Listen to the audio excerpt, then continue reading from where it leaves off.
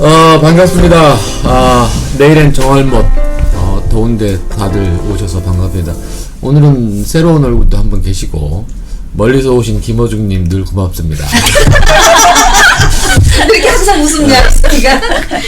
자, 각자, 돌아가면서 지난 한 주간 더운 어떻게 보내셨는지, 우리 남자 남기자님 한 말씀 해주시죠. 지난주에 너무 더워가지고요. 예. 그리고 이제 지난주에 새로운 내일엔 식구가 한 명 들어왔거든요. 또 준비를 하고 있느라고 바쁘셨겠네요. 살은 좀 빼셔야 될 것 같은데. 운동을 하겠죠. 운동비 헬스비라도. 알겠습니다. 저 안살림 하시는 다비치님, 한 주 잘 보내셨습니까? 어디 아프시다고 그러시더니. 마음이 아파요. 예, 그것까지 듣겠습니다. 그 외에 특별한 사항. 날씨가 너무 더워가지고. 다들 날씨 때문에 그렇죠? 하프도 되게 힘들어하죠? 예. 온유열 복날 개가 제일 힘들어요. 말복이 아직 남았어요. 조심해요. 아니, 이 방송 듣는 분들 중에서 하프가 누군지 모르는 분들 계시잖아요. 하프가 누구예요? 저희 집 정직원 강아지 이름입니다. 강아지가 아니죠. 개지. 복날 노인네지. 그렇긴 한데 12살 복날 앞두고 개 얘기 자꾸 하시면 불편한데. 오늘 좀 피곤해 보이시는 우리 알렉스님.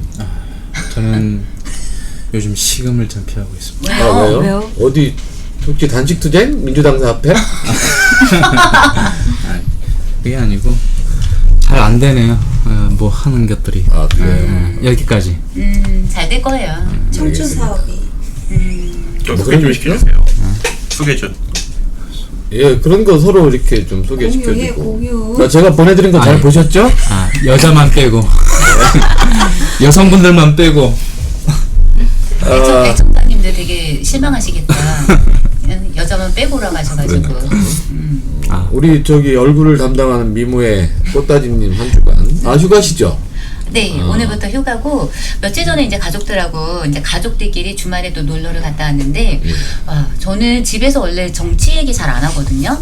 아예 안 하는데, 제 동생들이 지금 불매운동을 아주 그냥 선봉주자에 서 있어서 서로 막 자기들끼리 공유하는데, 와, 내가 뭐 아무런 말도 안 했는데도 불구하고 얘네들이 지금 하긴 하는구나. 근데 내 동생들이 다 결혼을 하고 이제 애기들도 있고 하잖아요. 근데 엄마들이 조금 좀 이게 강한 것 같더라고요, 성향들이. 그 맘카페 이런 데 보면 불매운동 이걸 막 엄청나게 막 이렇게 붐을 일으키고 있다고 하더라고요. 야, 그거는 맘카페는 엄마들이 이 기회에 돈 안 쓰고 안 사주려고 하는 것도 있겠다. 그럴 수도 있겠죠.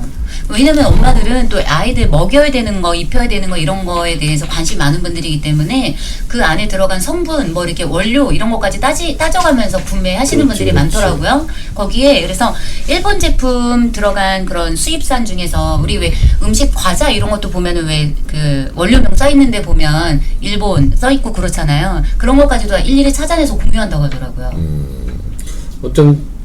지금 휴가라 우리 꽃다지님 휴가 덕분에 오랜만에 저희가 녹음을 낮에 하는 것도. 그러네요. 그죠? 좋네요.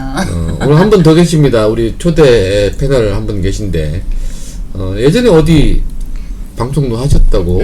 권 기자. 아니 저기 권 작가로 활동도 하신 우리 성선님 이쁘시다. 응? 권 작가셨어요? 새날에. 그렇지. 새날에. 저희 새날에 꽃님이었고. 제가 새날을 엄청나게 들었었어요. 초창기. 그 두 분이 나오시니까 새날이 잘 되는 것 같아. 2014년. 두 분이 나오니까 새날이 잘 되는 거 아니야? 막 날르죠. 날개를 피고. 아이고, 우리 내일은 어떻게 되는 거야, 그러면? 항상 그러게. 내일이야. 내일 잘 되겠죠. 항상 내일이야. 오늘 말고. 그렇군요. 성선 지금 휴가시죠? 네. 어서 오십시오. 휴가도.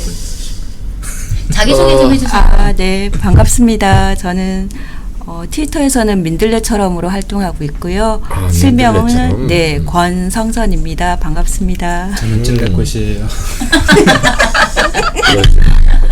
다시가 돋쳤어. 더운 여름에 건강들 잘 챙기시고 휴가라고 또 낮에 이렇게 만나니까 좋습니다. 오래 놀 수 있고 근데 휴가가 아니신 분들은 또 남 기자님 휴가 안 가십니까? 없죠. 저. 없어요? 열심히 해요. 야, 기자님들은 휴가가 있어도 잘 못 챙겨 먹을 것 같아요. 다 가죠. 가긴 가는데. 기레기들은 늘 휴가 아닌가? 열심히 해요. 하긴 근데도 우리 문재인 하긴. 대통령을 지금 휴가 반납하셨는데 토요일 일요일 뭐 제주도 갔다 온 거 가지고 그거 뭐 말로만 쉬운 거 아니냐 막 이러는데 아. 지들은 토요일 일요일 날 지들은 일하나? 정말 웃기는 것들이 아주. 일요일날 비열해. 일해요. 일요일날 일해요. 아유, 그 말도 안 되는 거고. 어?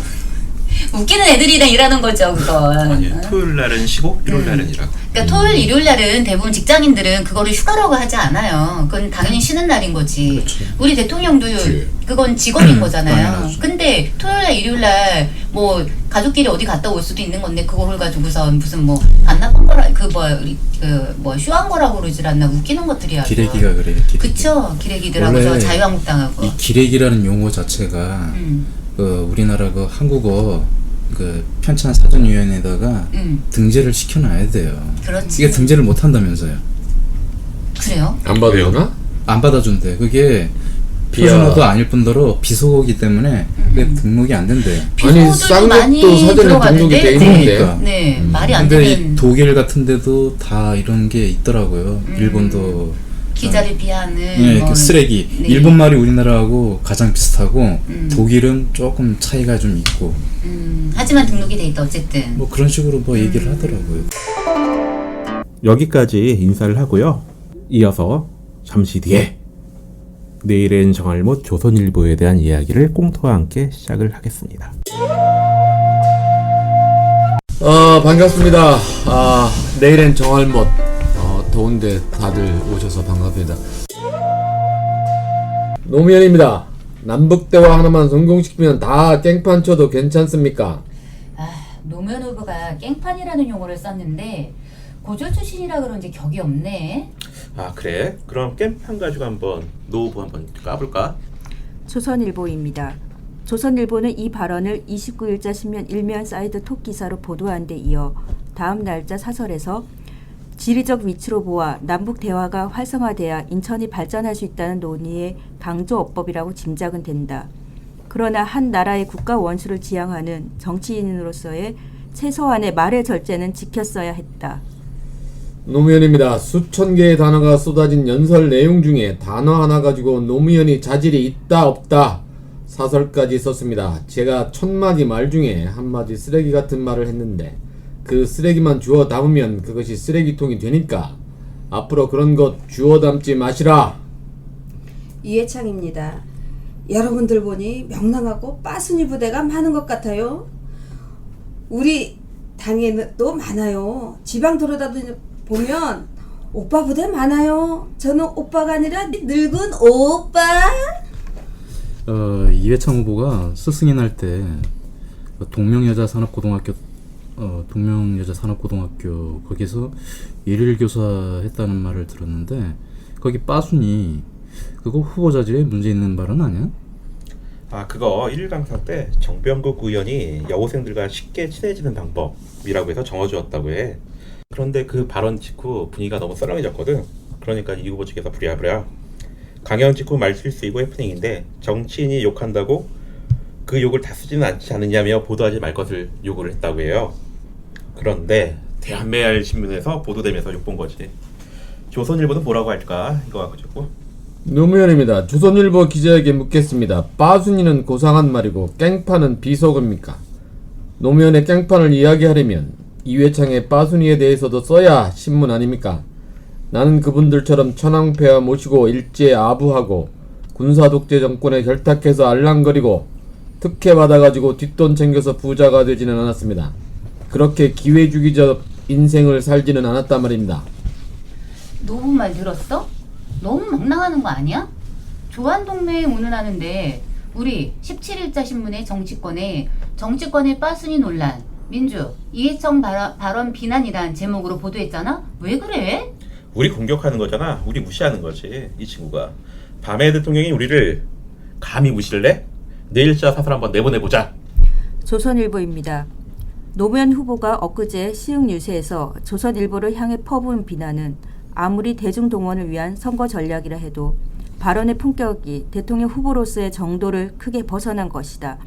노 후보가 조한동맹 운운한 것은 전형적인 뒤집어 씌우기 전술로서 그의 언론관 근저에 깔린 인식이 동지 아니면 적이라는 일방적 흑백 논리임을 내비치고 있다. 아니면 말고식으로 조선일보만을 관역 삼은 일방적인 왜곡과 허위사실 유포는 조선일보의 공신력을 실추시키려는 의도적인 책략이라고 볼 수밖에 없다. 야, 이거 조선일보 이거 사설 너무하는 것 같은데. 조선일보 완전 각을 세우는 것 같다 이거. 맞아. 조선일보가 이해창 한나라당 후보의 빠순이 발언을 보도했다고 하지만 사실 그것은 민주당이 논평낸 거 인용 보도한 수준이잖아. 아니 노무현 후보의 깽판 발언은 일면 사이드 톱 기사로 대서특필을 하고 사설에서까지 문제 삼았고, 이런 보도의 차이는 조선일보가 노 후보에 대해 어떤 의도를 갖고 있음을 보는지 난 잘 모르겠어. 그렇지. 조한동맹론은 사실 지난해 노 후보가 조선일보 인터뷰 거부를 선언할 때 언급된 거야. 새로운 건 아니야. 그런데 이걸 가지고 선거 전략 운운하는 건 이건 말이 안 되는 거야. 오늘 주제가 네. 조선일보입니다. 물론 조선일보가 기레기라고 말씀드리는 건 아니지만 조선일보에 관해서 오늘 주제를 정하셨는데, 저도 조선일보 주제를 받고 할 말이 되게 많기도 하고 네. 할 말이 없기도 하고 뭐 이래요. 좀 애매하긴 한데 오늘 조선일보에 관한 주제를 네. 정하신 남 기자, 이거 왜요? 조선일보 좋아하세요? 아, 좋아하죠. 그러시구나. 저도 어렸을 때 많이 봤었어요, 조선일보. 죄송합니다. 조선일보 이제 과거 얘기, 그러니까 저 체험의 이야기를 좀 하면 옛날에 조선일보를 다들 좋아했습니다. 많이 보고 정론 같은 시절도 있었고 조중동이 옛날에 그런 스탠스가 있었죠. 근데 어느 시점에 어떻게 이렇게 변해갔는지 기억도 안 납니다만 지금의 조선일보는 말하고 싶지가 않을 정도로 보지도 않지만 이게 언제부터 이렇게 스탠스가 변화해 왔죠? 혹시 아시는 분? 근데 원래 조선일보 자체가 동아일보하고 이제 그 예전에 일제강점기 때 보면 그러니까 박문모 사장이 조선일보의 9대 사장님이셨죠? 그러니까 처음에 조선일보는 그 송병준을 위시한 친일파가 창간한 신문이에요. 그러다 중간에 시작부터? 원래 근데 동아일보를 그 방문모 사장이 엄청 싫어했다고 하던데요. 그래서 그 경쟁 그때 왜 동아일보 같은 경우에는 그 당시에는 좌파 언론이었고, 그래서 이쪽은 오히려 우파적으로 나가느라고 더 이렇게 강경하게 나갔다고 하더라고요. 아니에요. 조선일보도 처음에 이제 사회주의자들이 맨 처음에는 좌파 언론인데 방응모가 9대 사장으로, 그러니까 그 사람이 사장이 됐을 때 그때부터 그러니까 이렇게 그 완전히 일본 앞제비가 된 거죠.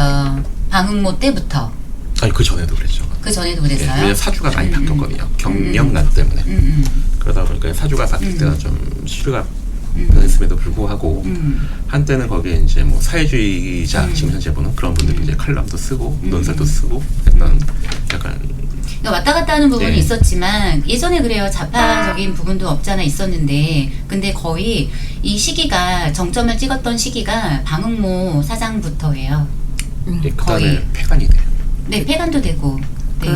근데 그때 폐간할 때도 그 직원들한테 돈도 조금밖에 안 줬잖아요. 폐업할 때.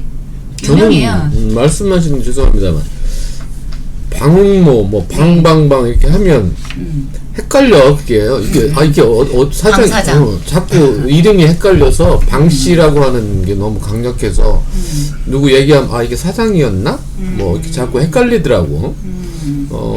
우리나라에 방씨 가문이 방씨 그 많지 흔한 성은 아닌데 어쨌든 이 사람이 원래 그 전에 조선일보 사장이 되기 전에 광산업을 했더라고요. 거기서 돈을 왕창 벌어가지고 그 이후에 이제 그 조선일보 사장이 된 거예요. 그 이후에. 그리고 나서 동아일보하고 하여튼 거의 뭐 앙숙 관계라고 말하기는 그렇지만 거의 뭐 라이벌 관계였나 봐요. 그때 당시에. 거기서 네. 제가 그 조선일보가 우리 일반적으로 많이들 욕하잖아요. 네. 네, 저도 많이 욕하고 다들 그렇지만은 제가 공부를 잠깐 이렇게 뭐 한 게 아니고 네. 이게 도대체 어떤 구조인가를 잠깐 간략하게 봤는데요. 아까도 얘기를 하셨는데 이 동아일보하고 조선일보의 네. 그 마인드 자체라든지 상업적인 마인드라든지 이 조직 자체를 상업적으로 초창기 때부터는 상업적으로 운영하려고 했던 그런 것들이 좀 많았더라고요. 그렇죠. 그때도 뭐 어떤 경쟁이 있었냐면은 친일 경쟁이 막 붙었었어요. 서로 잘 끌려고 하는 그런.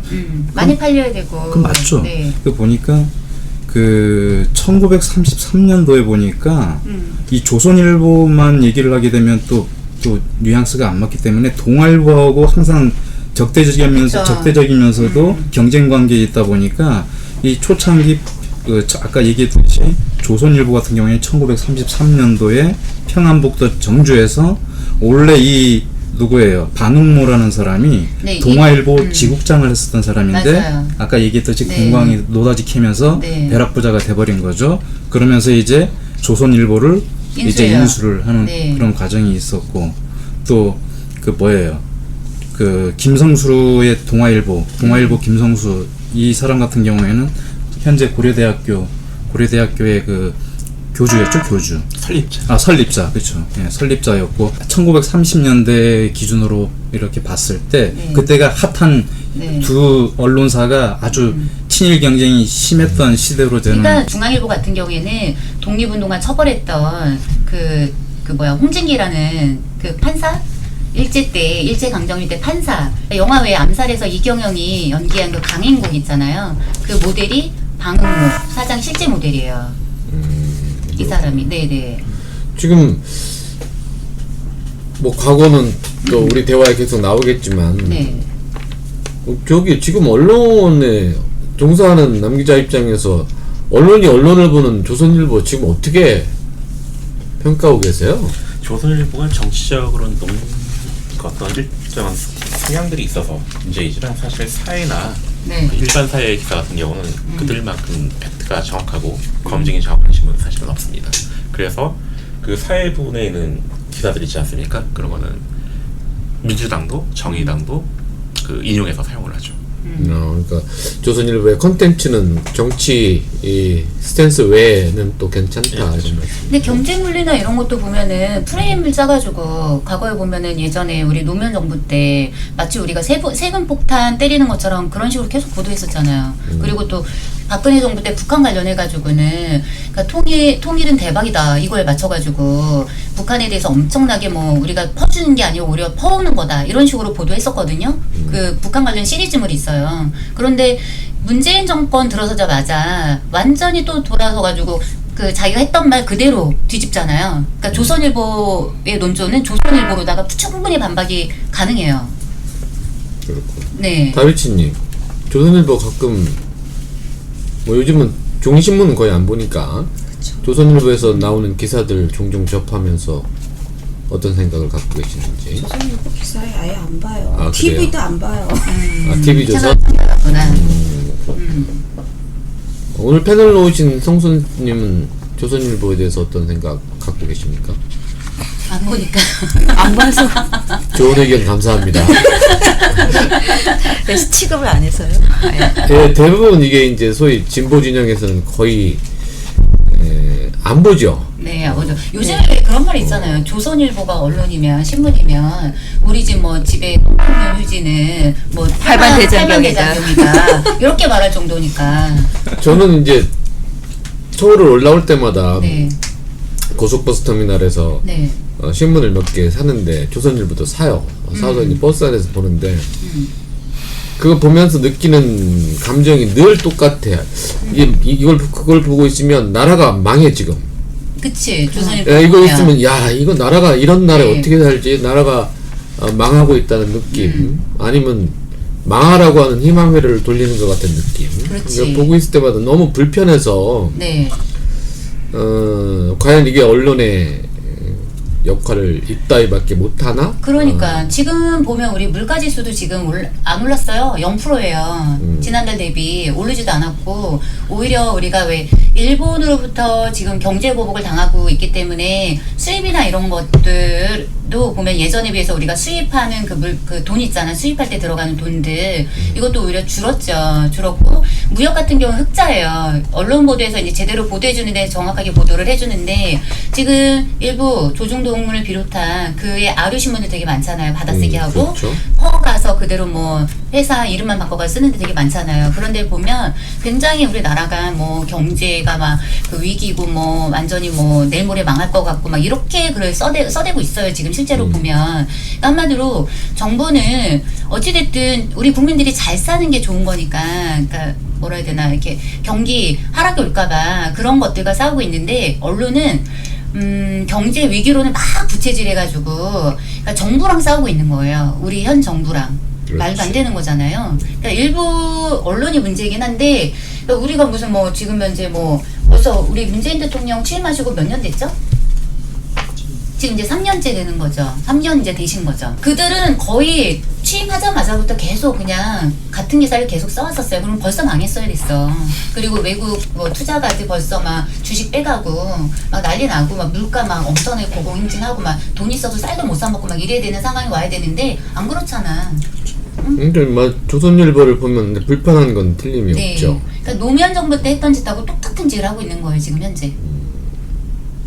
이게 지금 우리가 지금 네. 뭐 조선일보를 주제로 했기 때문에 이제 조금 옛날 일을 거슬러 올라가지만 지금은 거의 뭐 접포하면서 안 보시니까 근데 안 보기 때문에 벌어지는 가장 대표적인 일이 수익일 텐데 남 기자 이거 돈이 안 될 건데 잘 버텨요. 돈 어디서 나오지 얘네들? 광고죠. 독자가 있죠. 광고. 독자가? 네.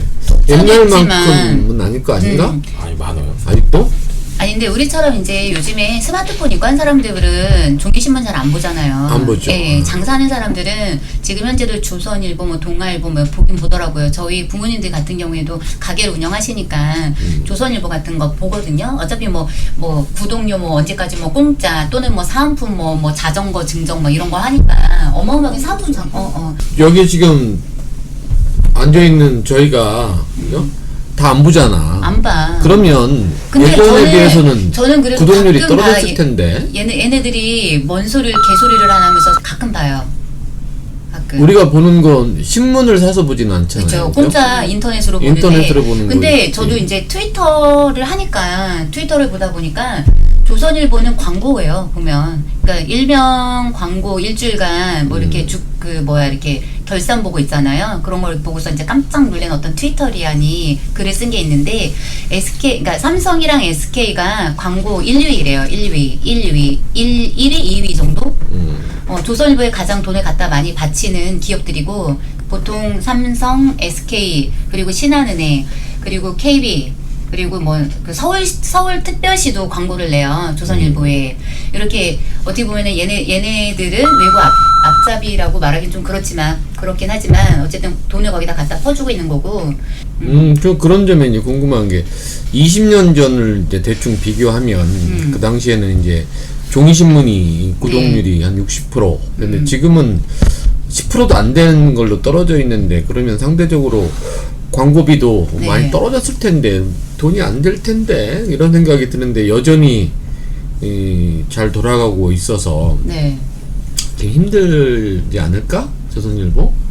이 신문사는 다 힘들죠 사실. 근데 지금 그게 전체가 네. 이제 파이가 좀 줄어서 근데 이제 국가에서 보조되는 그 광고로 내주는 돈이 있고 그다음에 기업체도 있고 가장 중요한 근데 거는 저는 정말 궁금한 게 우리가 왜 그 TV 같은 경우에는 징계 많이 먹고 뭐 벌점 많이 쌓이고 그러면 취소도 될 수 있는 거잖아요. TV는 그래서 조중동이나 뭐 이런 데서 운영하는 그런 이제 케이블 채널 되게 많잖아요. 그런 거 설리퍼가 뭐 취소 이런 거 할 수 있다고 하는데 신문은 불가능해요? 가능하죠. 가능해요? 근데 왜 못해? 여태까지 외국 기사 굉장히 많이 쓰고 그리고 뭐 오보낸 것도 엄청 많잖아요. 뭐 누구 죽였는데 그 다음날 보니까 살아있고 막 이런 경우 되게 많았잖아요. 정정 보고를 하니까. 정정보도 근데 정정보도는 뭐 때를 저기 막 가짜 보도 낼 때는 그냥 몇 날 며칠 몇 달 동안 막 그렇게 우리 노무현 대통령 옛날에 왜 논두렁치게 막 내보낼 때 보면은 어마어마하게 막 프레임으로 씌워버렸잖아. 그런데 정정보도는 잠깐 나오고 말지 않아요? 지면에 전체 지면을 할애하는 것도 아니고 쬐끄만하게 하지 않아요? 그렇게 하죠. 원래 정정보도는 재미가 없으니까 나도 정정보도를 해도 거의 안 보는 일이 많고 이슈가 된 걸로 언론 신문이 하고자 하는 목적은 달성한 달성한 거지. 네. 어떻게 그런 거는 완전히 암덩어리들 같은데. 조선일보 보고 암덩어리라고 한 분은 저 꽃다지님입니다. 저는 안 했습니다. 저는 그냥 종양 정도로 하려고 했는데 암덩어리라고 하시는 분이 계시네. 근데 신문이 사실 가장 영향을 받는 거는 독자하고 스폰서 광고주예요. 그러니까 거꾸로 조선일보의 논조가 변하려고 하면 조선일보를 안 보는 게 아니라 우리가 상당히 많이 보게 되면 조선일보의 논조가 변해요. 모든 신문은 다 그렇습니다. 그래요. 오히려 근데- 진보에서 많이 보면 네. 그 예전에 독자의 네. 힘을 네. 발휘할 수 있다. 그렇죠. 근데 얼마 전에 왜 그 일본어판 있잖아요. 조선일보 일본어판. 야, 문제죠. 네, 그거? 문제 있었잖아요. 저는 참 세상 일에 관심 많은 듯 하지만 또 의외로 아는 게 없어 하나도.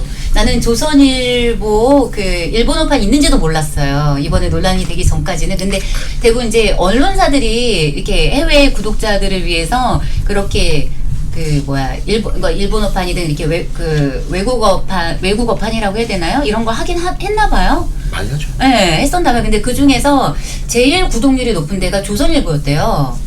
근데 그 조선일보에서 내보낸 그 기사들 대부분이 완전히 뭐 일베들이 댓글 달았던 그런 어마무시한 그런 댓글들 있잖아요. 그런 것들을 일본어로다가 이렇게 번역해가지고 내보내고, 그러니까 말 같지도 않은 그런 일본어로다가 이렇게 내서 이렇게 실었었잖아요. 그러니까 이게 읽어보고 나도 되게 깜짝 놀랐었어요, 진짜. 막. 그 기사 내용은 충격적이기도 하지만 네.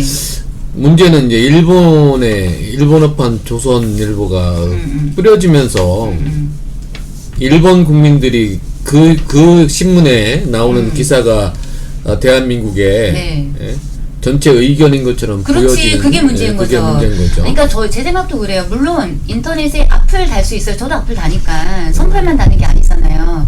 그래서 악플 달아볼 수 있는데, 근데 이런 걸 이렇게 찾아보고 그런 악플들을 끌어다가 일본어판에다가 실게 되면 그쪽에서 있는 사람들이 봤을 때는 한국 사람들은 다 이렇게 하나 보다. 다비치님 어디 화장실 가십니까?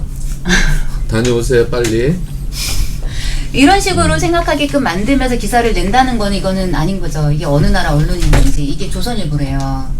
말 같지도 않은 언론인 거죠. 이게 이제 사람들이 이제 일방적인 비난을 하는데 조선일보의 일본어판의 독자는 누굴까요?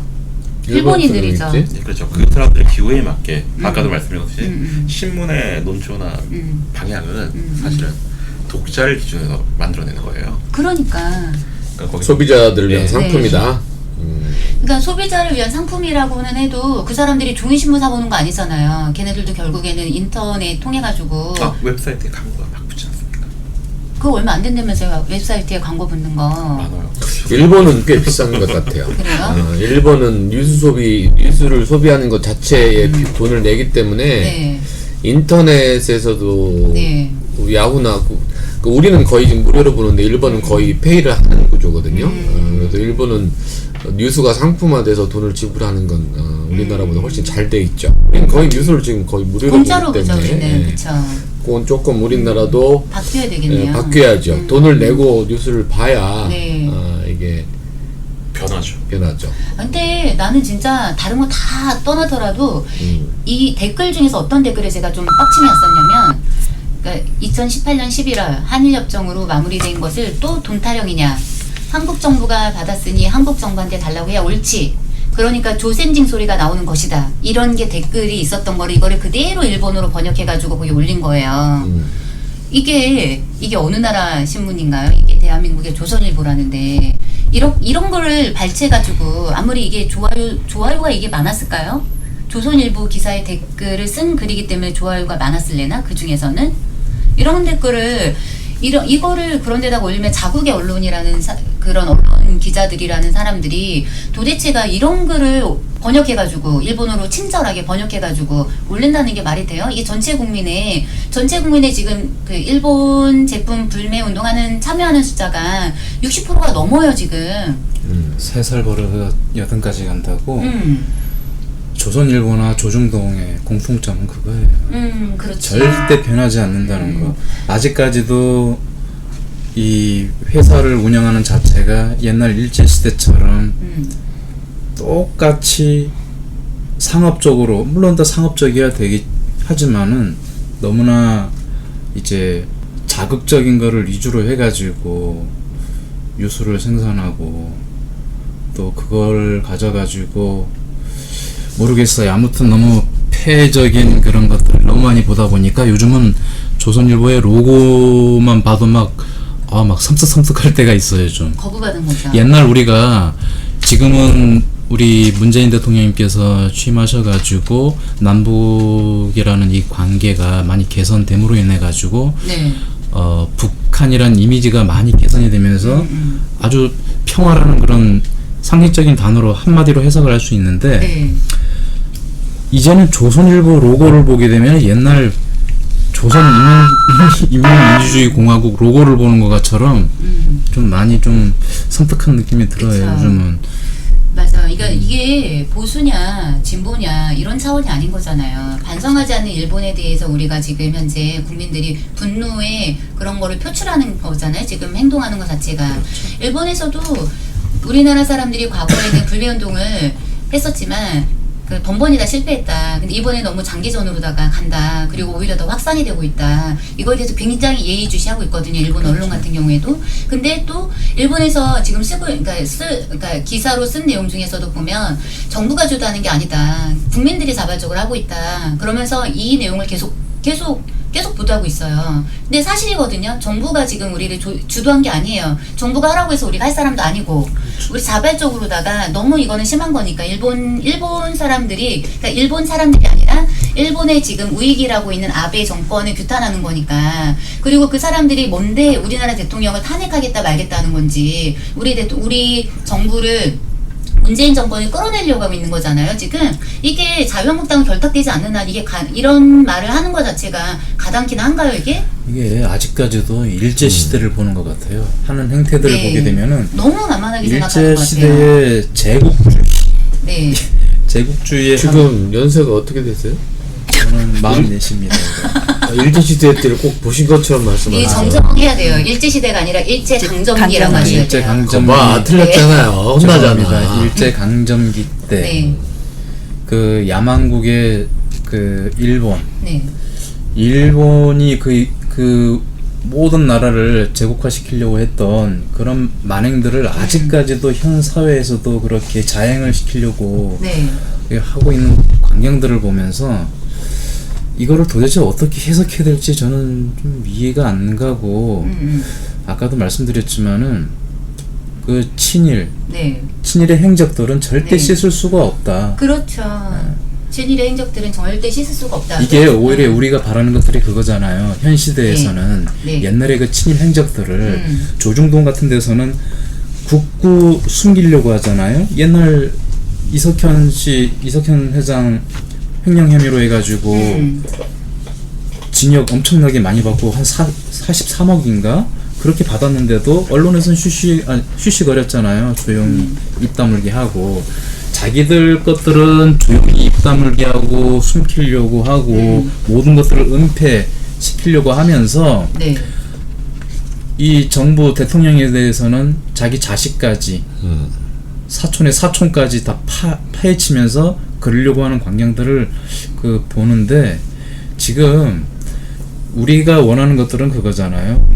옛날의 행적들에 대해서 사죄할 부분은 사죄해서 미안하다. 그럼. 자식 때부터 할아버지 때 것들을 우리가 지금의 자식들은 우리가 잘못했고 앞으로는 안 하겠다. 이 한마디면 되는 거를 그치. 이것까지도 숨기려고 하고 있으니까 이거는 뭐 평생 동안 해결될 수 없는 문제라고 그럼요. 봐요. 조중동의 그러니까 문제. 역사는 기록돼요. 지금 현재 우리가 찾아보려면 다 찾아보거든요. 그러니까 박문모 사장 같은 경우에도 친일행위, 그러니까 대법원에서도 판결이 났잖아요. 친일행위가 맞다라고. 그렇다고 났죠. 그러니까 박문모 사장이 친일이라고 우리가 그 동안에 그러니까 이런 판결이 나기 전에 대부분의 사람들이 조선일보 하면 친일파 언론이라는 거 알고 있었어요. 알고 있었지만 정확하게 명확한 어떤 근거 자료나 이런 것들이 없었고 판결 난 게 없고 하니까 그래서 왜 오히려 그 방사장내 그 손주가 우리 뭐 조부는 친일파가 아니다 라면서 그때 소송을 걸었던 거잖아요. 그렇죠. 근데 소송을 걸었는데 결국에는 대법원에서 판결을 내렸어요. 그리고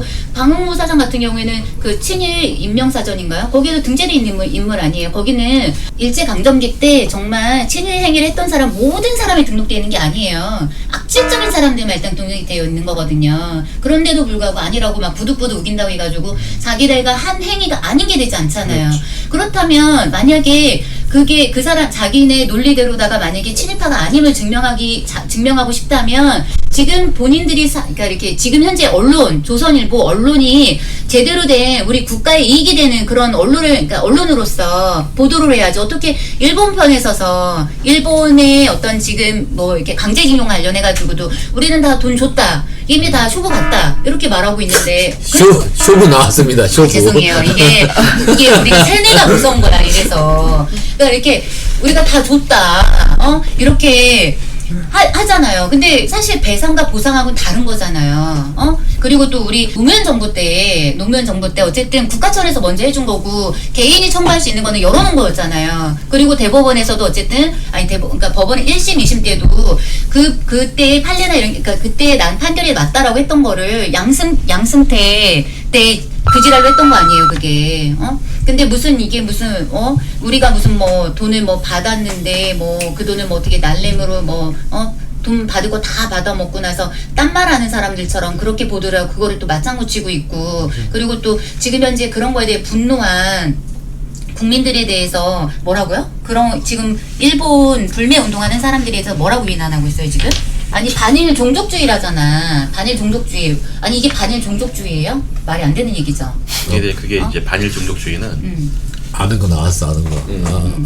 그 느라이트 계열에 네. 있는 분들이 이제 했던 걸 인용 보도를 하는 거죠. 그러니까 그 말이 안 되는 거잖아. 바른미래당의 주대한 옛날 혁신위원장 같은. 그러니까 옛날부터 그랬대요. 그러니까 얼마 전에서도 기사를 읽었는데 임원영 민족문제연구소 소장님 있잖아요. 임원영 소장님이 하신 말씀이 예전에도 보면은 우리 과거에 의병들 있잖아요. 그러니까 이렇게 그 독립운동했던 분들 의병들 화정이라고 있었대.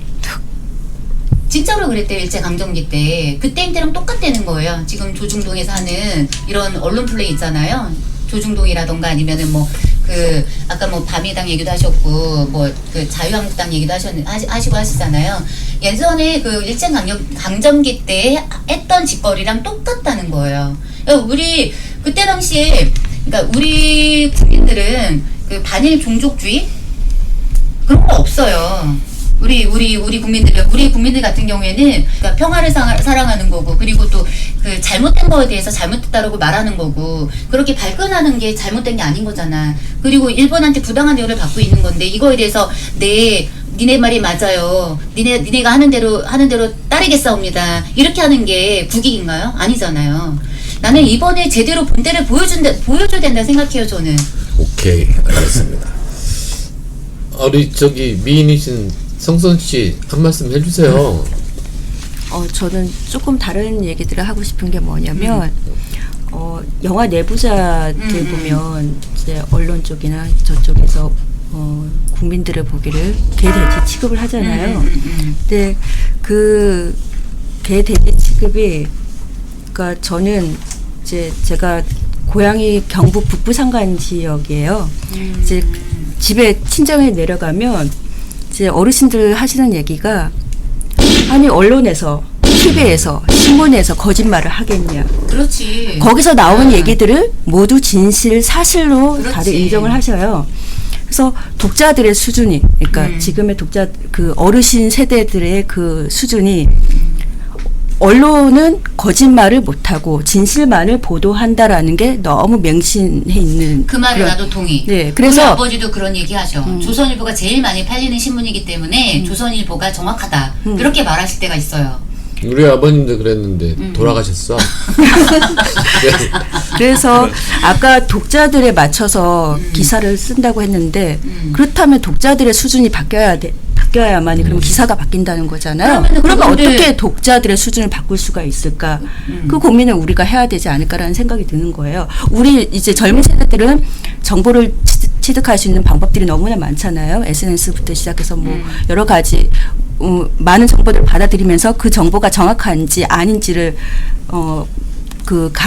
이렇게 가려낼 수 있는데 어르신들은 그런 것들을 못 하잖아요. 그러면 그런 분들에게 어떻게 이제 정말 그 인식을 바꿀 수 있게끔 도와줄 수 있는가 그것들을 고민해야 되지 않을까 싶어요. 근데 그분들 너무 그냥 힘들어. 그죠 힘들지만 그래도 어찌됐건 해 나가야 되는 작업이지 않을까 싶어요. 더 안타까운 건 지금 말씀하신 시골에 아니면 나이 드는 어르신들이 조선일보의 그런 점을 자각해야 되는데 오히려 유튜브에 가짜 네, 뉴스로 맞아요. 다시 넘어오셨으니 그게 어떻게 하면 좋을까요? 이게 갈수록 진짜 태산이야. 네, 갈수록 진짜. 태산이죠. 그러니까 미칠 것 같아요. 예전에 권성선 씨가 말한 거랑 거의 비슷한 게 옛날에 왜 영화 중에 또 하나의 가족 삼성 반도체 그 백혈병 그 유미 맞나?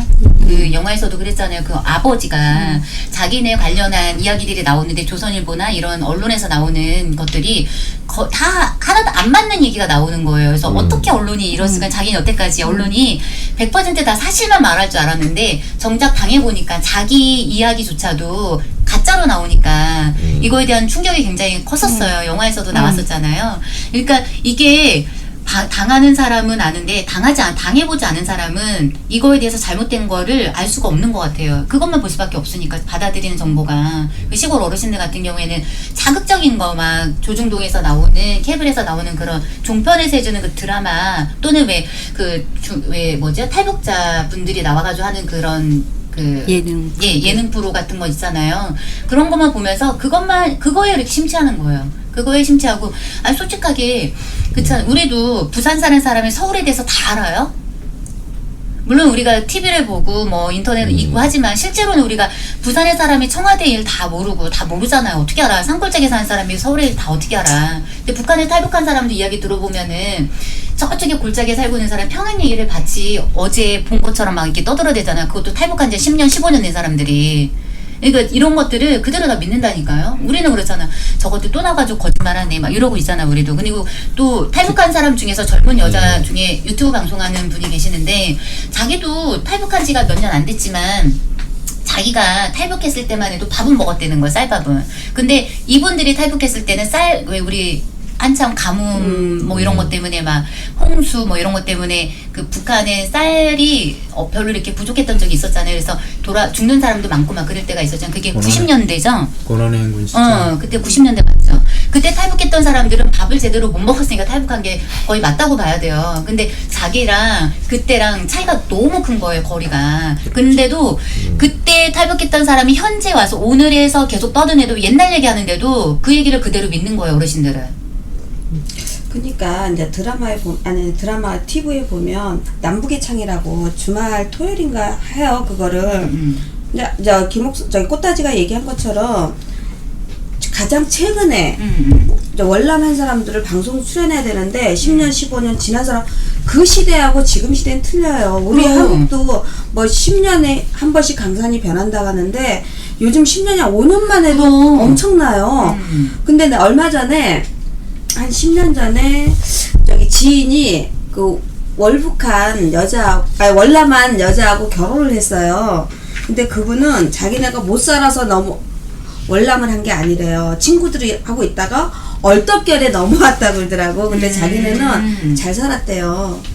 고위층인가 봐요. 그랬더니 다 먹고 사는데 다시 넘어가려 해도 뭐라 그럴까? 갈 수는 있는데 그 후환이 두려워서 못 넘어간다고 그러더라고요. 가족들 간의 그 후환 그런 게 또 있나 봐요. 그럴 수 있겠지. 그러니까 꼭 이제 생명을 걸고 월남하는 사람도 있지만 어떻결에 넘어온 사람들도 있더라고요. 다시 조선일보로 넘어오겠습니다.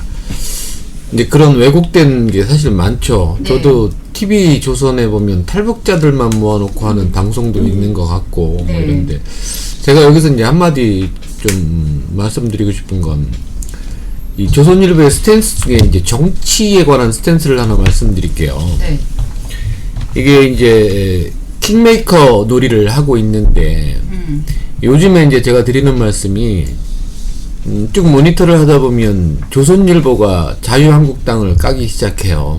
그 이유는 뭐냐면 저희 진보 진영을 좋아하라고 까는 건 아니고 하는 꼬라지가 그냥 두면 그냥 주저앉아서 폭망할 것 같은 각이니까 조선일보가 영향을 끼치는 거죠. 새 판을 짜고 싶은 겁니다. 그러니까 그런 영향력을 지금까지 반세기 동안 해왔던 게 조선일보의 그런 역할이었거든. 그러니까 지금 황교안이 나경원 뭐 이런 애들 갖고 안 되겠다고 하는 스탠스를 보이는 딱 논조가 그렇더라고. 아 이거 이제 판을 바꿔야지 한판 승부가 가능할 텐데 지금 얘네들 갖고는 안 되겠다.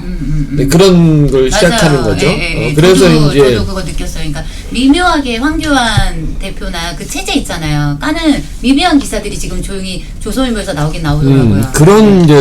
그런 역할을 해왔다는 거죠. 지금까지 정치에 조선일보가 끼치는 영향이 굉장히 컸거든요. 어느 누구 어느 정치인도 조선일보를 향해서 반대나 네. 항의나 했던 정치인을 본 적이 없어요. 그렇지. 유일하게 우리 노짱 정도고 네.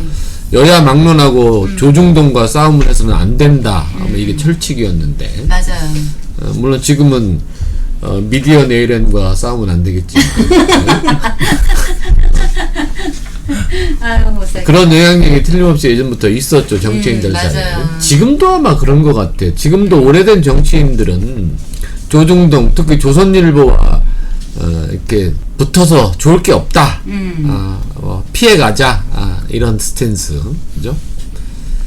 그런 것도 있고 아까 얘기하신 것처럼 왜 조선일보가 신뢰성이 있냐면 아까도 맨 처음에 말씀드린 것처럼 팩트체크가 정확해요.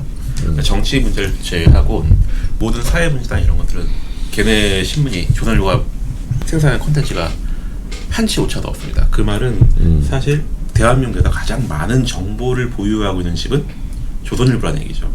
그만큼 뿌리가 깊고 오래됐다는 얘기일 수도 있지. 그리고 그건 다시 말해서 영향력이 많다는 얘기인 거고. 그러니까 영향력이 많기 때문에 악용하려면 얼마든지 그런 거 갖고 악용하는 거잖아요. 좋은 악용해 거를- 왔죠. 네, 계속 그래 왔잖아요. 그렇죠? 그러니까 좋은 거를 좋게 그러니까 국민한테 국익에 맞게 기사를 써내는 게 아니라 그거를 완전히 악용해서 반대로 쓰니까 문제인 거죠. 우리 대부분이 조선일보가 그런 거에 대해서 정확하게 보낸다라고 하는 건 아는 분들도 많고 그거에 대해서 반박하실 분들도 굉장히 많다고 생각을 하는데 저는 그래요. 그러니까 저의 논조는 초재간 제가 말하는 건 항상 정권의 입맛에 맞게 이 정권이 자기네랑 맞는 정권 대부분이 그거는 자유한국당이나 이런 정권이었겠지만 이런 정권이었을 때의 논조랑 경제 논리도 마찬가지고 논조랑 자기네가 원치 않았던 대통령이 됐던 그 시절에 그 어떤 논조는 180도 다르다. 다르죠. 네, 좋은 것도 나쁘다고 써내고 그래서 얘네들이 대통령도 자기네가 만들 수 있다라고 그렇게 뻔뻔하게 그러고 있잖아요. 그래 그동안은 그렇게 해왔으니까. 근데 뭐 자기네가 문재인 대통령 만든 거 아니잖아. 자기네가 노무현 대통령 만든 거 아니잖아. 그런 뻔뻔한 논리는 더 이상 통하지 않죠. 이제 깨시민들이 많아지면서 네. 이제 그런 힘이 점점 네. 잃어가고 있는 상황이죠. 네, 무서워하고 있는 거지. 아까부터 손 들고 계시죠. 갑자기 엉뚱한 상상이 상상이 생겨서요. 재미없기만 해봐라. 아니 지금 이제 조선일보 폐간 청원도 막 하고 있잖아요. 네, 맞아. 나도 그 얘기 하고 폐간 있는데. 청원이 아니라 그냥 우리가 인수를 해버리면 어떨까라는 생각이 드는 거예요. 그래서 펀딩 많아요? 아니 좀 돈 좀 좀 모아가지고 그까이 거 우리가 인수를 해가지고 자본이나 영업이익이 꽤 뭐 몇백억대씩 돌아가던데. 몰라 어찌됐건 좀 근데 모아가지고 이게 폐간시킬 게 아니라 우리 쪽에서 인수를 해버려가지고 그러니까 폐간 청원이 들어가긴 했는데 과연 이거 폐간이 될까? 안 되지. 힘들 것 같아 이거는. 안 되지. 이거는 언론의 폐간도 되지 자유를 않을 이제 뿐더러 폐간이 되지도 않을 뿐더러 팔지도 않을 거예요. 왜? 지금까지 뿌리 자체가 얼마나 근데- 얘네들이 야비하게 아니 이렇게 근데 응? 우리가 하는 행동 하나하나가 모여졌을 때에는 자극은 될 것 같아요. 조선일보 우리가 그게 가능하다라고 생각해서 하는 게 아니라 그렇지. 네, 자극을 시키기 그러니까 지금 현재 국민들의 수준이나 마인드가 이렇게까지 와 있다라는 거를 스크래치 내는 정도? 그치. 그걸 알기 때문에 음. 그 조중동이란 언론사들은 네. 계속 같이 싸우자는 거죠. 지금까지도 지금 싸우는 거잖아요. 지금 우리- 국민하고 우리랑 싸우는 거예요. 싸우는 엄밀히 거잖아요. 따지면 정부랑 그렇죠. 싸운다기보다는 국민 우리가 대통령 만드는 거잖아. 쪽발이에 우리, 힘을 넣어가지고 그렇지. 우리 국민들하고 지금 싸우는 거 조중동은 우리랑 싸우는 아직도 거예요. 천황폐하 만세를 외치고 있는 데가 조중동. 그렇지. 알렉스님 쪽발이로 페북 페북 정지되신 아니 분이 페북이 아니라 트위터. 트위터가 안 살아나요. 미치겠어요. 근데 지금. 조선일보가 네. 2016년도에 네. 박근혜 정부하고 싸우잖아요. 그렇죠. 근데 결국은 조선일보의 역할 때문에 사실은 박근혜 탄핵이 이루어진 거거든요. 사실 그 단초를 제공해주고 끊임없이 정권과 정부와 싸울 수 있는 유일한 매체였거든요. 근데 그만한 힘을 영향을 가지고 있는 매체는 사실 대한민국에 존재하지 않습니다. 그러니까 걔네들도 분위기 파악은 하는 거잖아요. 국민들의 여론이나 원성이나 더 이상 얘네가 막아줄 만큼 막아줬는데도 불구하고 더 이상 가능이 없다 그래서 버린 거잖아 한마디로. 버린 카드지. 버렸기 때문에 가능했던 거지. 그렇지 않으면 가지고 놀았겠죠 그때까지도. 끝끝내 박근혜 빨아봐야 뭐 국민들의 어떤 근데 그 촛불 집회 하기 전부터 이미 조선일보는 기획해서 기사를 내왔던 거죠. 시작은 했던 걸로 기억이 납니다. 근데 얘기하시죠. 아는 거 많으시니까. 아는 거 없고요. 저희가. 근데 이제 장기적으로 보면 사실 힘들죠. 왜냐면 지금까지 뿌리도 깊고 역사도 깊어서 네. 영향력도 틀림없이 존재하고 네. 대한민국의 인맥, 학연 뭐 이런 걸로 그렇게 오래 반세기를 있었는데 쉽지 않을 거예요. 다만 영향력이 줄어가는 건 사실이잖아요. 그러면 아까 성선님처럼 뭐 팔면 살 수도 있겠지. 그죠? 근데 팬이야. 근데 이제 성선 씨가 사는 게? 내가 살 거야. 대안으로서는 늘 보면 대한민국 역사를 보면 시간이 많은 걸 해결해 준 게 있어서 네. 저희가 한 20년 집권 우리 문재인 대통령 다음에 네. 저희 쪽 대통령 또 그 다음 대통령 네. 한 그럼 4분 정도면 20년 아씨 그 정도면 뭐 대충 정리되지 않을까 근데 선 보면 40년 정권, 그러니까 40년 동안 한 정권에서 나오는 그런 나라들도 있어요. 그러니까 우리도 불가능하지 않다고 생각을 하고 더 이상 사람들이 깨어났으면, 그러니까 우리 왜 문재인 예전에 김대중 대통령께서 하신 말씀 있잖아요. 나쁜 정당에 투표하지 말고 나쁜 신문을 보지 않고 집회에 나가고 인터넷에 글 올리고 하다못해 담벼락을 쳐도 욕이라도 할 수 있다라고 이렇게 좋은 말씀하셨잖아요. 나는 국민들이 지금 박근혜를 탄핵시키고 이렇게 끌어내린 것만 봐도 대한민국은 가능성이 넘치는 나라예요. 그렇기 때문에 충분하죠? 네, 그렇기 때문에 얘네들도 자기네가 알아요. 이렇게 지금 현재 그러니까 이렇게 자기네가 이렇게 궁지에 몰려 있다는 건 알아요. 이게 당장 뭐 내일 뭐 한 달 뒤, 1년 뒤, 10년 뒤에 딱 이렇게 뭐 조중동이 뭐 이렇게 공중에 뭐 분해되고 이렇게 우리가 딱 이렇게 정해놓지만 않았을 뿐이지 얘네들이 어쨌든 점점 그 뭐라 해야 되나 그 뭐라고 해야 돼요. 자기네들이 어쨌든 그 행동할 수 있는 우리들한테 영향력을 미칠 수 있는 이게 점점 좁아지고 있다라는 걸 본인들이 느끼기 때문에 더 발악을 하는 거거든요. 발악하는 수위를 보면 알 수가 있어요. 그래서 지금 반일 정서가 한창 고조돼 이제 있으니까. 고조돼 있을 때 이참에 친일파도 청산하고 그렇지. 그러면 신친일파들인데. 그래서 뭔가 사회 대대적인 어떤 개혁이 일어나지 않을까 싶어요. 근데 그게 국민들이 주도할 수 있을 것 같아요. 그치. 지금 하고 있고. 나도 보면 이런 싸움 우리 대에 끝냈으면 좋겠는 거예요. 우리의 후손들, 우리 아이들한테는 더 이상 이런 나쁜 악습들 있잖아요. 나쁜 이런 친일파들에 의해서 계속 우리가 남아있었던 그동안의 적폐 덩어리들 같은 이런 부분들 있잖아요. 이런 암덩어리들을 이거 우리가 다 마무리를 줬으면 좋겠는 거예요. 우리는 독립운동 했던 분들 때문에 우리가 지금 평화롭게 살고 있는 건데 아직도 우리가 제대로 청산을 하지 못해서 여태까지 이런 싸움을 하고 있는 거잖아요. 싸움을 하고 있는데 여기서 지고 싶진 않은 거지. 여기서 꼭 이겨서 아이들한테는 더 이상 이런 걸 다 피곤하게 하고 싶지가 않아요. 우리가 꼭 해내야 될 이거는 우리들의 어떤 과업이라고 해야 되나? 좋은 말씀입니다.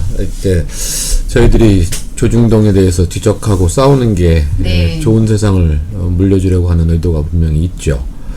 근데 이제 드리고 싶은 말씀 중에 저희가 정치에 관심이 있어서 문재인 대통령을 지지하고 보시는 분들이 아까 남 기자도 말씀했지만 제일 쉬운 방법이 그냥 개취급하면서 안 보는 거거든요. 근데 이제 꼭 안 보는 것만 갖고 해결이 되느냐, 이거는 좀 생각을 또 달리하게 만드는 부분이 있고, 그렇죠.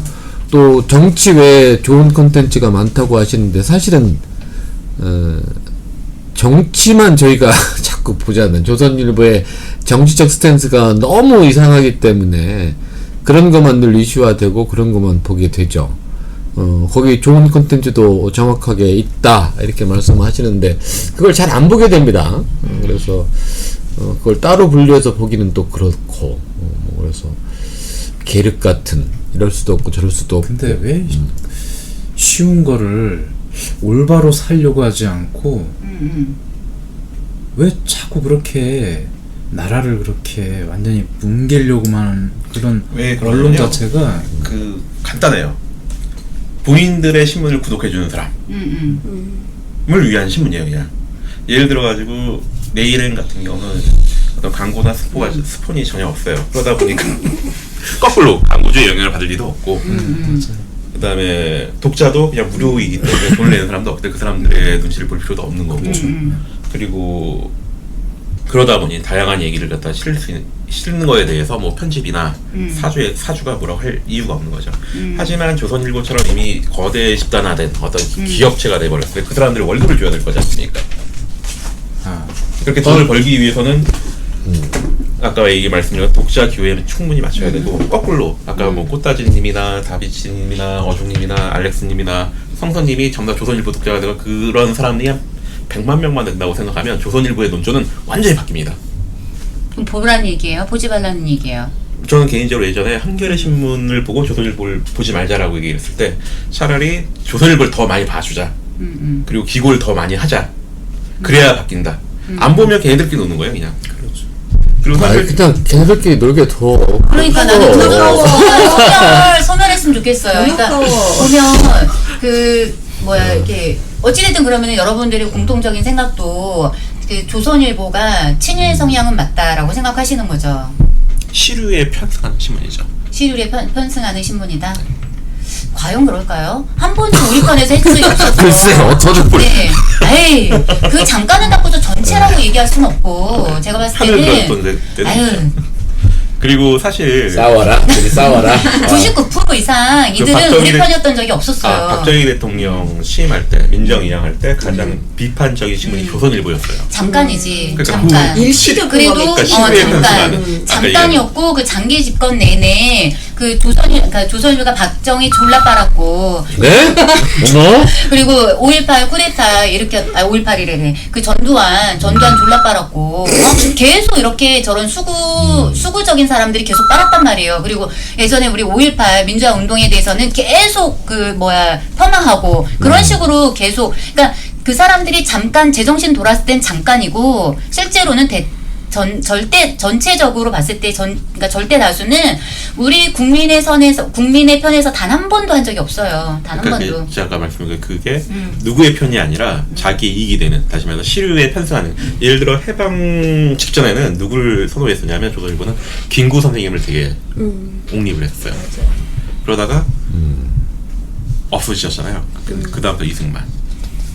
되게 웃긴 거예요. 그러니까 방응모 같은 경우에도 천황폐 만세 외쳤다가 나중에 그 조선일보에서 보니까 발견된 그 기사, 옛날 거 기사 보니까 그 김일성 만세 이것도 있었잖아요. 그러니까 조선일보가 그런 시대에 맞게, 그러니까 자기네들 살아남으려고 잠깐 그러는 거는 맞는 것 같아요. 그 말은 일부 동의, 100% 다 동의할 수는 없지만 일부 동의고, 예전에는 보면은 이런, 나는 그들이 절대 보수라고 생각하지 않아요. 보수는 과거에 좋은 거를 좀 지키려고 하는 게 보수니까 수구폭동이라고 생각을 하거든요. 저는 그 사람들을, 그런 수구적인 사람들은 보면 과거에는 보면은 메카시즘, 그러니까 이 사람 빨갱이 종북몰이 해가지고선 살아남았잖아요. 그동안은 계속 걔네가 가지고 있는 카드는 그거밖에 없었어요. 근데 지금 그게 더 이상 안 먹히잖아.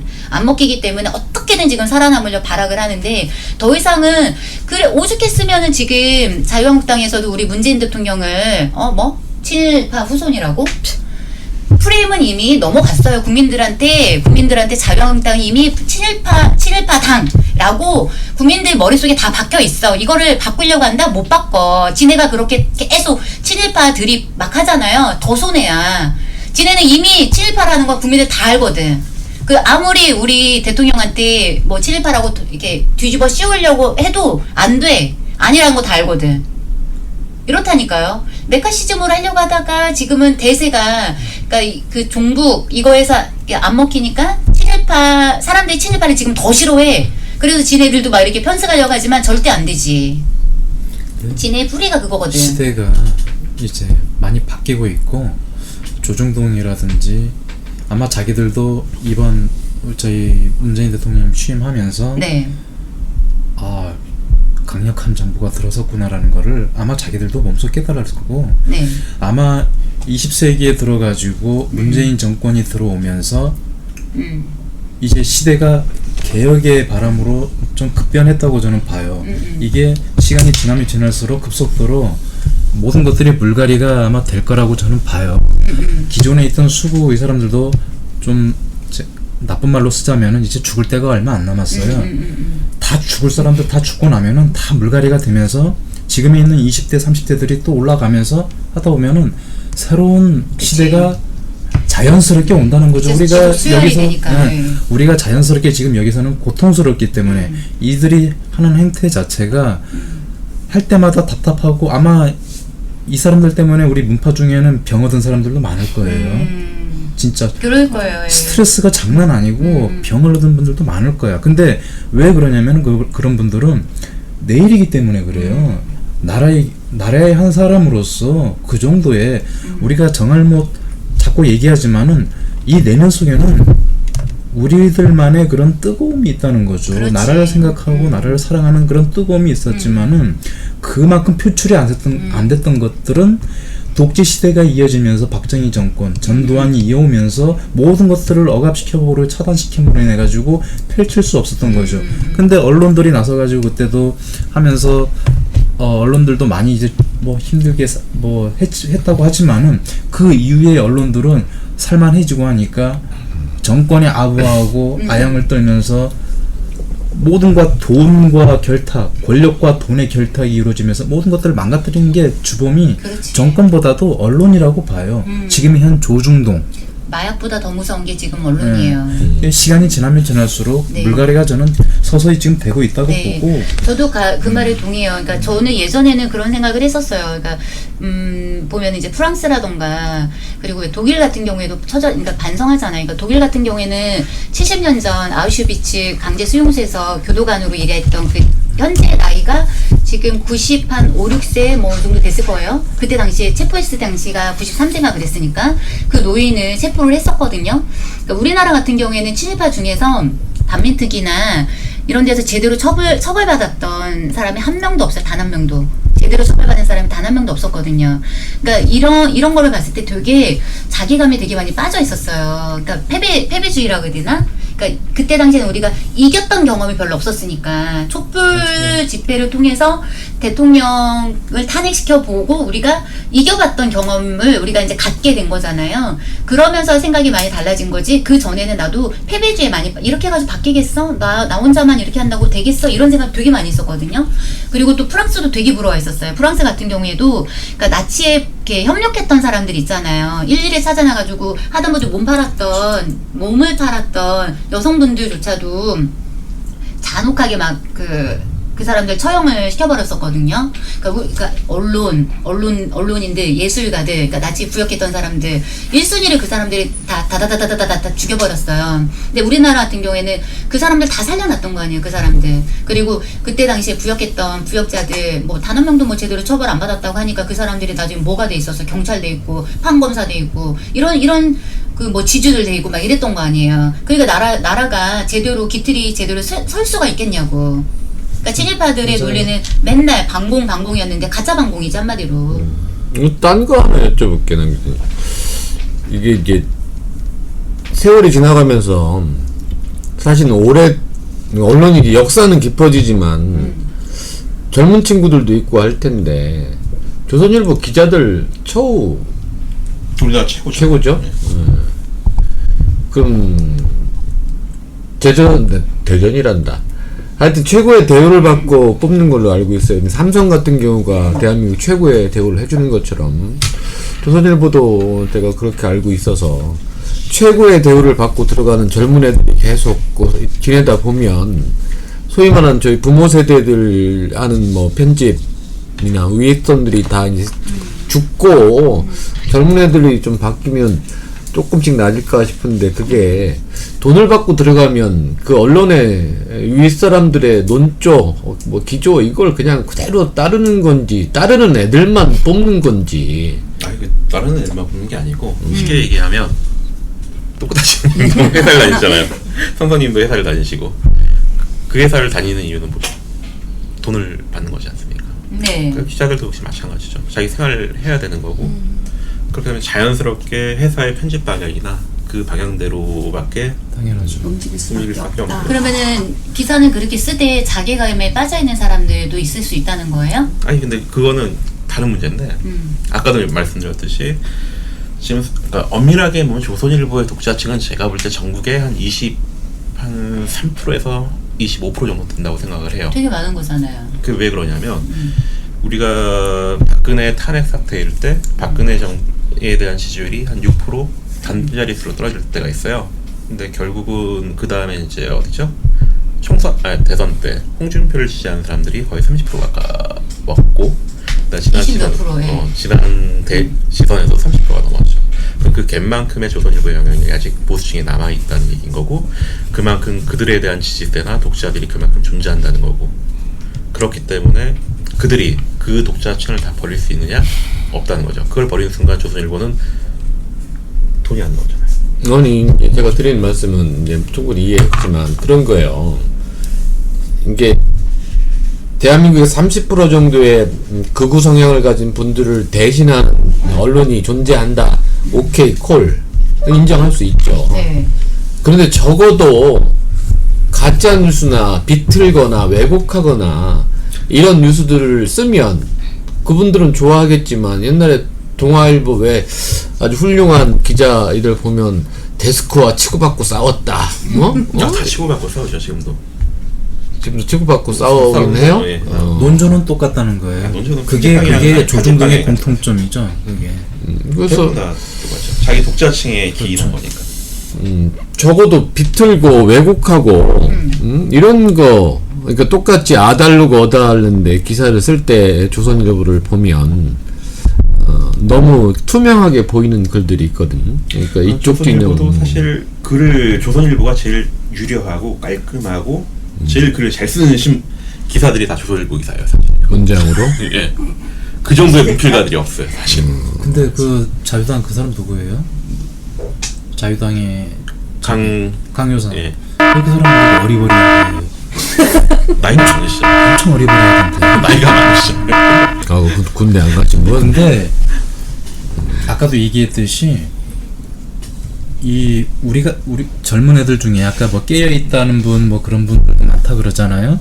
근데 그런 애들이 기자로 가가지고 나도 가가지고 나는 틀리게 해야 되겠다. 나는 그렇게 생각 안 하고 돈으로 다 매수하는 거라고 저는 봐요. 기자들을. 근데 그 매수라고 하기는 자기가 먹고 살기 위한. 저는 그렇게 표현하고 싶어요. 매수당하고 매수하고. 그러면 그 사람들의 월급이나 생활하는 생계를 갖다 누군가 책임져 줘야 되는 거고 그 조선일보에서 아까 최고의 대우를 해준다 그러셨잖아요. 업계 최고의 대우. 업체 최고의 대우는 그만큼 내가 너희들한테 프리하게 해줄 테니까 우리의 논조에 맞게끔 써라. 크게 회사에 다니는 그러니까 당연히 자기들은 그래 돈이면 다 할 수 있다. 요즘 젊은 애들은 그렇잖아요. 이제 그 지점을 제가 물어보는 건 정의로운 애들을 뽑아서 돈 줄 테니까 이렇게 써라가 맞느냐 아니면 처음부터 우리 논조에 맞는 애들 고용하느냐 이제 이런 궁금증이 있어서 여쭤본 근데 건데. 면접 볼 때 보면은 성향이 갈릴 것 같아요. 얘네가 그러니까. 얘네가 왜 보면은 왜 정치적인 성향도 물어보고 막 이러는 일부 기업에서도 그래서 최근에 막 논란이 되기도 하고 그랬었으니까. 근데 조선일보라면 응당 그렇게 했을 거라고 봐요 나는. 그래서 아무래도 회사의 어떤 분위기에 편승해서 그렇게 쓸만한 애들이 남아 있는 거지. 그렇지 않고는 본인들 같으면은 남아 있겠어요? 그런데 물론 이제 실력이나 능력을 저 그렇게 업계 최고 대우를 하면 고민 좀 하겠는데 솔직히. 이렇게 마주보고 앉아서 그러네. 저 같으면은 안 될 것 같아요. 그러니까 성향이나 이런 게 맞지 않기 때문에 우리 돈 받아서 우리 촛불 집회 하러 온 거 아니었잖아요. 가실 수 있겠어요? 돈 준다고 하면 가실 수 있겠냐고. 지금도 가면 주는 데 있잖아 저쪽에. 촛불은 돈 주면 더 열심히 갈 수 있었는데. 아니 거짓말 좀 하지 마시고 돈 주는 데 저쪽에 뭐 대한 뭐 하여튼 그런 데 보면은 왜 돈 주는 데 있잖아요. 그런 데는 안 가잖아 돈 줘도. 돈 줘요? 성향이 안 맞으니까 안 가는 거지. 저 차비에도 모자를 뭐 하여튼 오늘 뭐 조선일보 이야기는 뭐 해도 끝이 없고 근데 대충 요 정도로 뭐 마감을 하겠습니다. 네. 결론을 낼 수 있는 주제도 아니었지만 그래도 한번 짚어는 봐야 되겠다고 해서 이런 주제를 잡으신 것 같습니다. 별 재미는 없는 것 같기도 하고 생각은 많아지고 이 주제가 뿌리 깊은 나무 같아요. 뿌리 깊은 나무. 너무 이게 뿌리 깊은 나무. 이 양반이 또 세종대왕님을 왜곡하십니까 지금? 뿌리 깊은 조선. 그래서 불편하죠. 일단 조선일보가 존재하는 것만으로도 불편합니다. 다 그런 심정이 아닐까 싶은데 언론의 존재 의무 또는 뭐 목적 이런 것들에 부합이 되지 않는 것 같아서 저는 한마디로 좀 불편해요.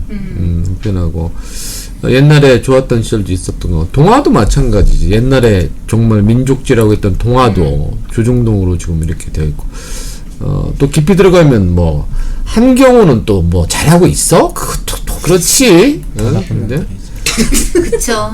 가장 아프게 노무현 대통령 비수를 꽂았었던. 진보의 탈을 쓴 네 맞아요. 보수 아니에요. 맞아요. 예, 그래서 한경우 같은 애들 돈 놔야 돼. 이거 원래 이게 조선 이런 애들은 원래 그런 그런 결이 다른데 나는 유튜브에서도 방송 몇 달에 하지만 대한민국의 공영방송이 북한에 있는 북조선 애들 같다니까. 걔네들이 한일전 하면 막 뼈를 때리는 워딩으로. 네. 그죠? 적어도 살다 와 쪽발이 가나큰 쪽발이 태극기를 대변하는 언론이 있다. 오케이 인정. 그러면 우리 쪽을 대변하는 강력하게 팩트 때리는 워딩을 뱉어내는 워딩도 있어야 되는데 없잖아요. 동의. 나도 그런 거 있어. 우리도 하나 있고 니네도 하나 있고. 그런 아나운서 좀 스카우트 해야 돼요. 왕종민처럼 머리버리한 그런 아나운서를 아시기는 잘할 것 같은데 조금만 연습하면 잘할 것 같은데. 아니 근데 북한에는 그 아나운서가 참 장수하고 계셔. 그 여자분 이런 거죠. 바뀌었잖아. 그 나이 많으신 분 이제 안 하시고 다른 분으로 교체됐잖아. 여자분 얼마나 말고? 봤는데 나? 가끔씩 나와요. 짧진 않았어. 교대로 하시는 것 같더라고. 너무 좋아. 그래 나 그분 되게 마음에 들어. 나도 너무 좋아. 내 스타일. 얼굴 떠떠떠떠떠 위대하시.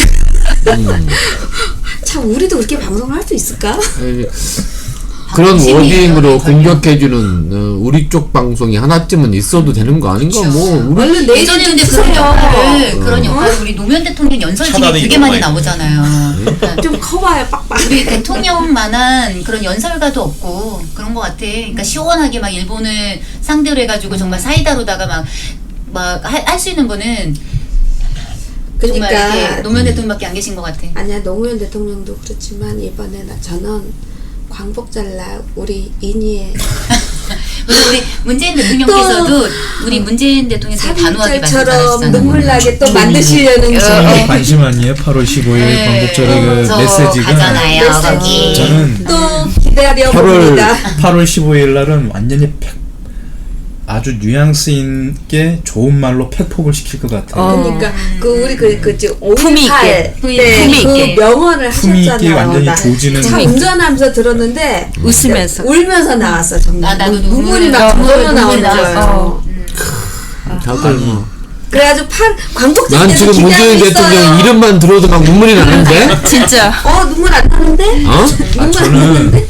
노무현 대통령님 그 동영상 있죠? 난 되도록이면 안 볼라 그래요. 눈물 흘려서. 볼 돌아가신 때마다 계속 막 눈물이 막 저도 모르게 막 제가 대통령님 여기 선거하실 때 눈물을 많이 흘리는 걸로 싸움이 났네. 어디야? 화장실에 가서 울었어요. 눈물 화장실에 흘려서. 아, 내가 더 울었다. 아니 이건데. 내 아는 내 동생이 하고 옛날 같이 살았어요. 아는 동생하고 잠깐 룸메이트?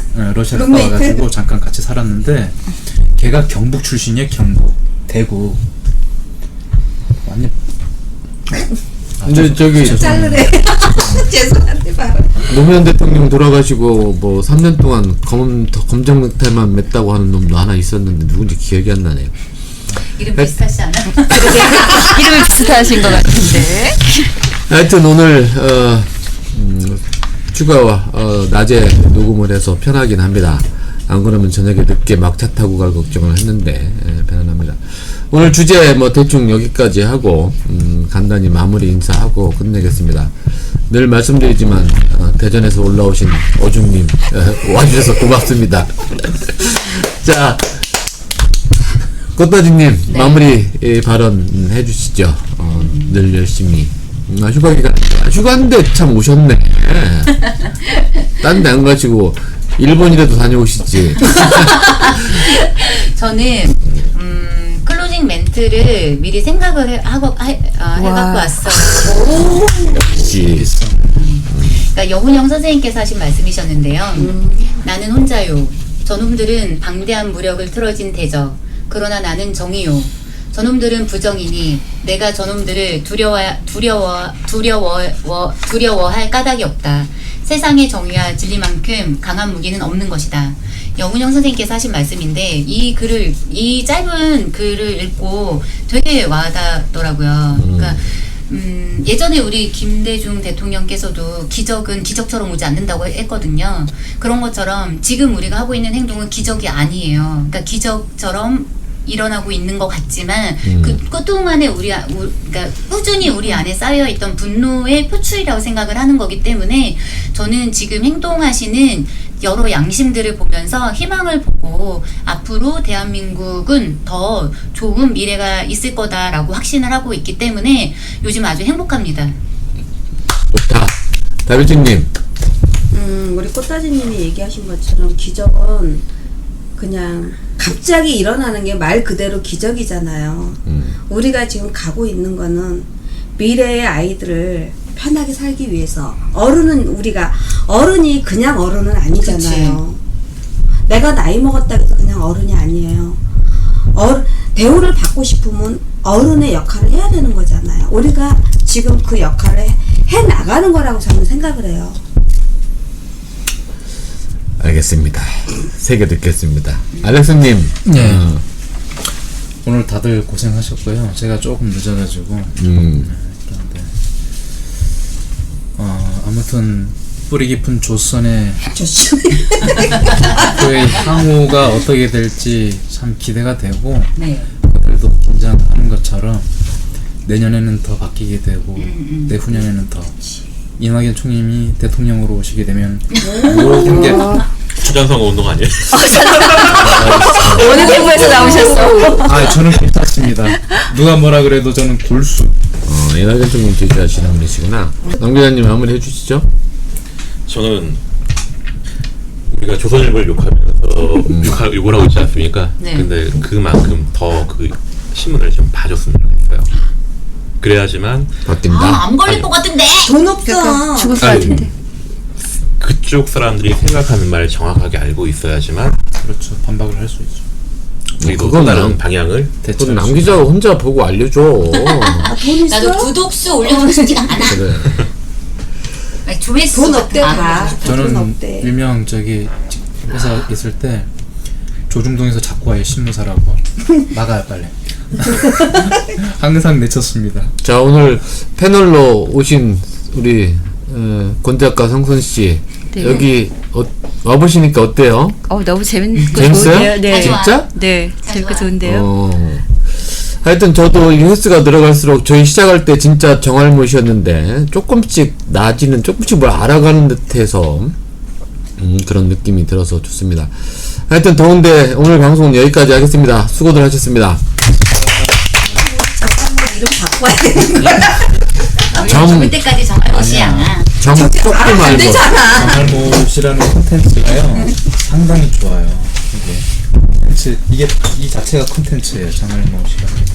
맞아요. 겸손한 컨텐츠.